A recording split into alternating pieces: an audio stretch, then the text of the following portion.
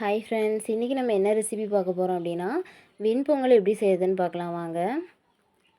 அதுக்கு அரிசியும் பாசி பருப்பும் நல்லா ஊற வச்சு எடுத்துக்கோங்க. அரிசியில் பச்சரிசி இருந்துச்சுன்னா ரொம்பவே நல்லாயிருக்கும். ஒரு கடாயில் எண்ணெய் ஊற்றிட்டு சின்ன சின்னதாக கட் பண்ணி வச்சுருந்த இஞ்சி நாங்கள் ஆட் பண்ணிக்கிறோம். பெருங்காயத்தூள் கொஞ்சமாக ஆட் பண்ணிவிட்டு முந்திரி பருப்பு இருந்துச்சுன்னா அதையும் ஆட் பண்ணிவிட்டு நல்லா கிளறி விட்டுக்கோங்க. வெண்பொங்கல் அப்படின்னாவே மிளகு போட்டிங்கன்னா ரொம்பவே டேஸ்ட்டு நல்லாயிருக்கும். அதனால் அது ஒரு டீஸ்பூன் போட்டுக்கோங்க.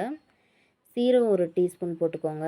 இது எல்லாத்தையுமே நல்லா கிளறி விட்டு தாளிப்பு நம்மளுக்கு ரெடி ஆயிரும்.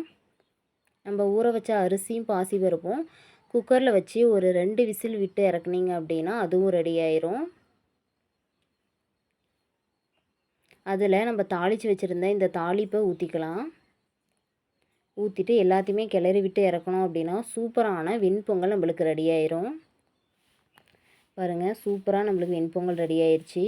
இந்த வெண்பொங்கல் யார் யாருக்கு பிடிக்குமோ மறக்காமல் கமெண்ட் பண்ணுங்கள். எங்கள் சேனலை சப்ஸ்கிரைப் பண்ணலன்னா மறக்காமல் சப்ஸ்கிரைப் பண்ணிடுங்க. இன்றைக்கி நாங்கள் பிரேக்ஃபாஸ்ட்டுக்கு வெண்பொங்கலும் தேங்காய் சட்னியும் செஞ்சுருந்தோம். ரொம்பவே நல்லா இருந்துச்சு. நீங்களும் ட்ரை பண்ணி பார்த்துட்டு எப்படி இருக்குன்னு கமெண்ட் பண்ணுங்கள். இந்த வீடியோ பிடிச்சா மறக்காமல் லைக் பண்ணுங்கள். தேங்க்ஸ் ஃபார் வாட்சிங்.